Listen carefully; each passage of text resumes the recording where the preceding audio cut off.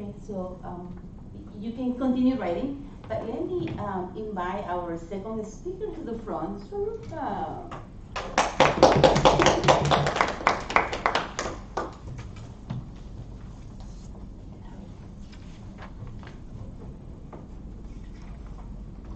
Whenever you guys are ready.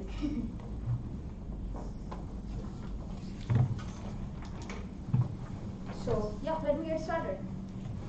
I'll start with a question. What do you guys do after a long day at work? Do you want to answer? Sleep. Okay. What about you? Shelby? What do you do after a long day at work? Take a walk.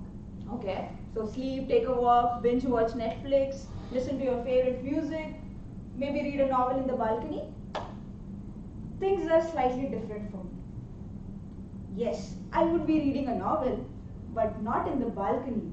It would be that uncomfortable middle seat in the cheapest airline I could book.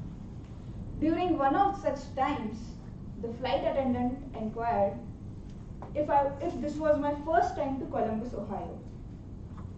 I wish I could tell her, no ma'am, this is one of several times I'm flying with this airline.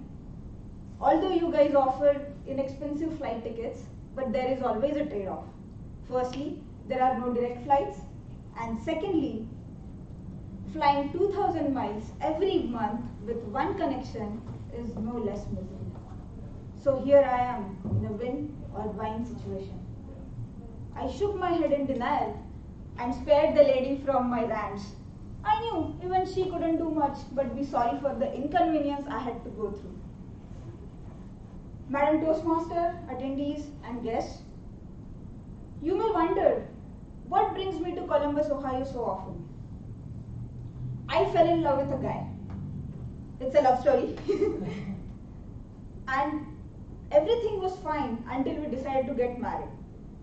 Our parents were concerned as they knew that both of us belonged to different fields of work, and on top of that, we were on two different sides of the country. How is this going to be a single house marriage? And the answer was simple: face the challenge. My then fiance and I had this very strong belief that if we have come so far with whatever baggage of life, as they call it, there has to be something meaningful ahead of us. Otherwise, it can't be so meant to be, right? So, as man and wife, we are in a long distance marriage.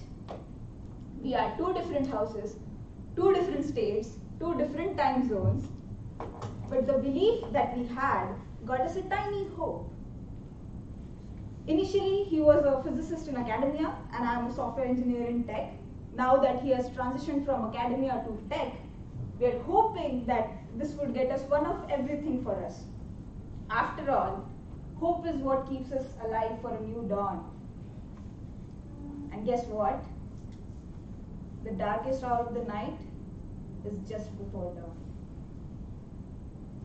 I would relentlessly answer your question of how do we manage and what are our plans. Because somewhere I need to reassure myself that things are changing in our favor.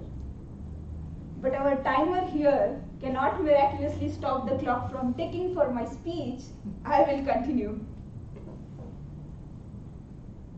I strongly believe that everybody has his or her own share of happiness and struggle. My happiness, my WhatsApp status, Instagram stories, Facebook posts, and not so public moments. And my struggle, this recurring travel.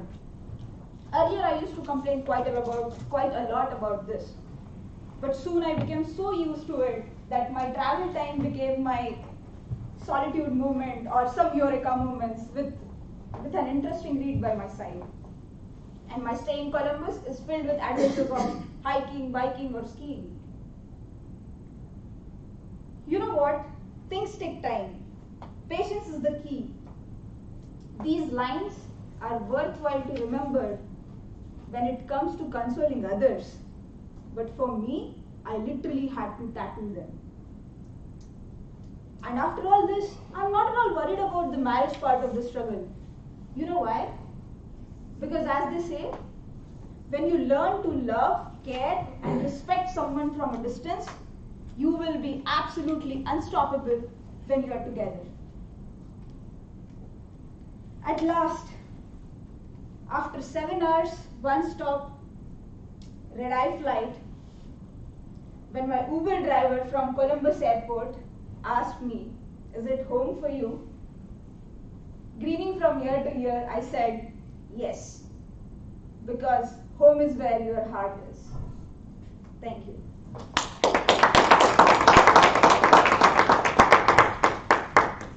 Thank you, Subhadra.